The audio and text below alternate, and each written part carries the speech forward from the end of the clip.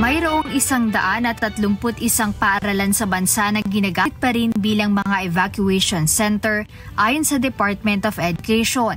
Ito ay kinabibilangan ng Region 1, 2, 3, Region 4A, 4B, 5, Cordillera Administrative Region, National Capital Region at Mimaropa.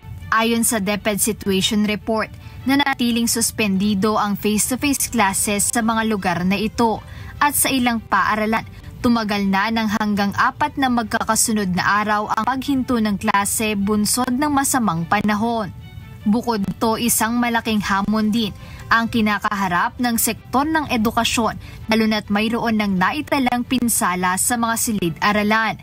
Naitala ang DepEd Disaster Risk Reduction and Management Service na nasa 1,794 classrooms na ang may minor damage, 540 ang may major damage, 531 naman ang totally damaged classrooms. Bukod pa rito, ang 208 damaged hygiene facilities. Bilang tugon sa sitwasyon, nagbigay direktiba na ang DepEd DRRMS sa mga field office at paaralan na i-activate ang contingency plans para sa posibleng pagbaha at pagguho ng lupa.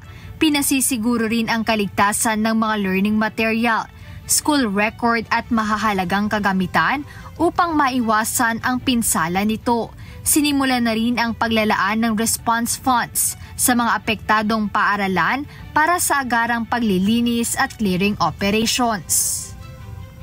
Jedne Resina, UNTV News and Rescue. Diyos ang aming sandigan, serbisyo publiko ang aming pinahahalagahan.